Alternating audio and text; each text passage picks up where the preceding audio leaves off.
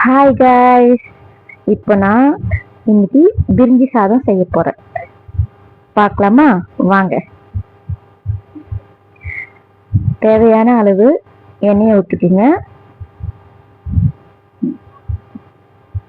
Okay, இப்போ நம்ம பட்டை, லவங்கம், சோம்பு, இஞ்சி இதெல்லாம் ஓகேவா, அதெல்லாம் போட்டுக்கணும்.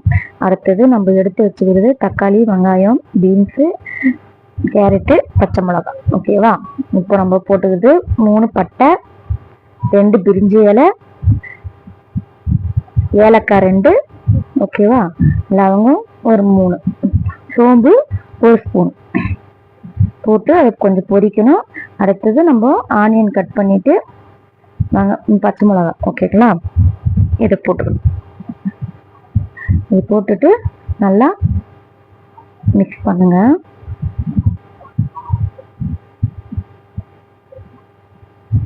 ஓகேவா, நல்லா அதை மிக்ஸ் பண்ணோம்.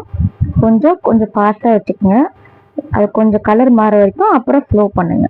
ஓகேங்களா, தேவையான அளவு கொஞ்சமாக உப்பு போடுங்க. அப்புறமா உப்பு போட்டுடலாம். நான் ஆனியன் கொஞ்சம் வதங்கணும் இல்லையா, அதுக்காக தான் கொஞ்சமாக போட்டுக்கோங்க, ரொம்பலாம் போட வேண்டாம். இப்போ நம்ம புதினா, கொத்தமல்லி ரெண்டையும் ஒரு கைப்பிடி. நாங்கள் கேன்டீனில் வச்சதுனால நாங்கள் அளவு அதிகம், 2 கிலோ அரிசி, அதனால அதுக்கு தகுந்த மாதிரி போடுறோம். நீங்கள் வீட்டில் எவ்வளோ கிலோ அரிசி போடுறீங்களோ அதுக்கு தகுந்த மாதிரி கொத்தமல்லி, புதினா போட்டுக்கோங்க. போட்டிங்களா, ஸ்லோ பண்ணிக்கோங்க, ஃபாஸ்ட்டாக வைக்காதீங்க. ஓகேங்களா, இப்போ எல்லாமே நம்ம போடும்போது ஸ்லோவாக தான் வைக்கணும்.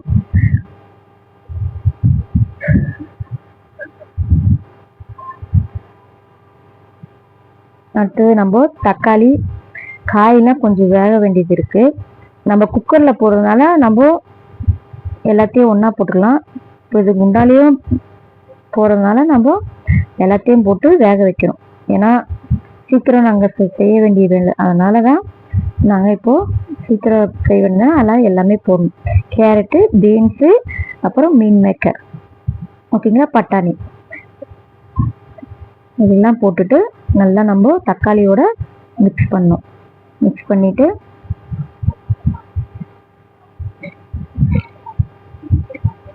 ஸ்லோவில் வைங்க, ரொம்ப ஃபாஸ்ட்டாக வைக்காதீங்க. இதெல்லாம் நாங்கள் பண்ணுறது எங்கள் கேன்டீனுக்காக. நீங்கள் அளவு இதில் கம்மி பண்ணிடுங்க. ஓகேவா, இதே பார்த்து அளவு கொஞ்சம் கம்மி பண்ணி நீங்கள் வீட்டில் எவ்வளோ அளவு செய்வீங்களோ அதுக்கு தகுந்த மாதிரி பண்ணுங்கள். நான் சொன்னதுனால அவ்வளோ தக்காளி, வெங்காயம்லாம் போட வேண்டாம், உங்களுக்கு தகுந்த மாதிரி போடுங்க. இது வேகணும் இல்லையா கொஞ்சம், அதனால் மூடி வச்சுட்டு கொஞ்சம் அப்பப்போ மிக்ஸ் பண்ணிகிட்டே இருக்கணும். ஓகேங்களா, ஸ்லோவில் வைக்கணும், அடி பிடிச்சிரும். அதனால் கொஞ்சம்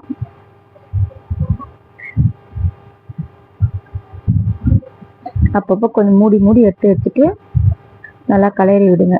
நல்லா அந்த தக்காளி நல்லா மசிச்சோடனே நம்ம இஞ்சி பூண்டு பேஸ்ட்டு போட்டுக்கலாம். நாங்கள் 2 கிலோ ரைஸ்னால கொஞ்சம் ஹெவியாக ஊற்றிருக்கோம். ஓகேவா, நீங்கள் அளவு பார்த்து இஞ்சி பூண்டு பேஸ்ட்டு போட்டுக்கோங்க. அடுத்தது நம்ம தயிர், 1/2 கப் தயிர் யூஸ் பண்ணிக்கோங்க.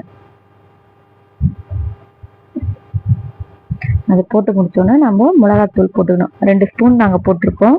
நீங்கள் உங்களுக்கு தகுந்த மாதிரி எவ்வளவோ அதுக்கு தகுந்த மாதிரி போட்டுக்கோங்க.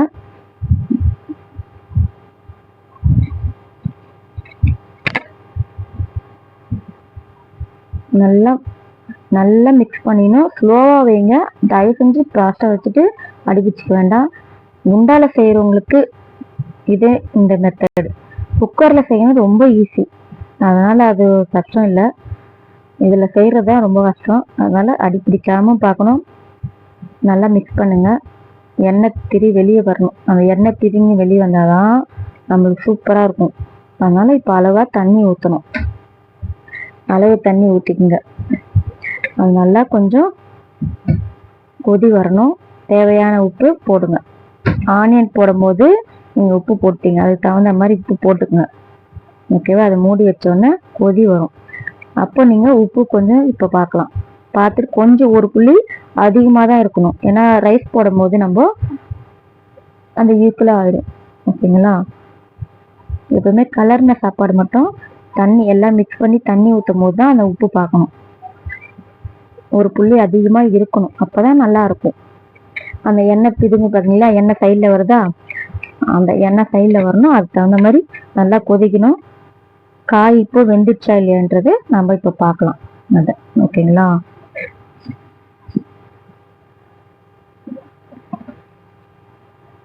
இப்போ நம்ம ரைஸ் போட்டுக்கலாம். நாங்கள் 2 கிலோ ரைஸ் போடுறோம், அதுக்கு தகுந்த மாதிரி தண்ணி ஊற்றிருக்கோம். நீங்கள் எத்தனை கிலோ ரைஸ் போடுறீங்களோ அதுக்கு தகுந்த மாதிரி போட்டுக்கோங்க. சிம்பிள் தாங்க இதெல்லாம். பிரிஞ்சி சாதம்னா அவ்வளோ பெரிய இதெல்லாம் இல்லை. என்னென்ன காய்கறி இருக்குதோ அதுக்கு தகுந்த மாதிரி கட் பண்ணி வச்சுக்கோங்க. கட் பண்ணி வச்சுன்னா அழகாக சிம்பிளாக பிரியாணி மாதிரி தாங்க இதுவும். சில பேர் பிரியாணி பண்ண தெரியாது, அதுதான் சொல்கிறேன். பார்த்தீங்களா, இப்போ கொதி வந்துச்சா, கொஞ்சம் லைட்டாக கலரணும். பிரியாணி அரிசியாக இருந்துச்சுன்னா நீங்கள் லைட்டாக தான் இது பண்ணணும், உடஞ்சிரும். இப்போ பாருங்கள், ஓகே ரெடி ஆயிடுச்சா, பிரிஞ்சி சாதம் ரெடி. இதை சில பேர் தம் போடுவாங்க, நாங்களும் தம் போட்டிருக்கோம். என்னால் எடுக்க முடியாது, அதனால தான் இப்போ இது ஓகேவாயிடுச்சு. ஓகேங்களா, நம்ம அடுத்தது கொத்தமல்லி போட்டு ஃபினிஷ் பண்ணிக்கலாம். ஓகே, இந்த வீடியோ உங்களுக்கு பிடிச்சிருந்தா லைக் பண்ணுங்க. பாய்.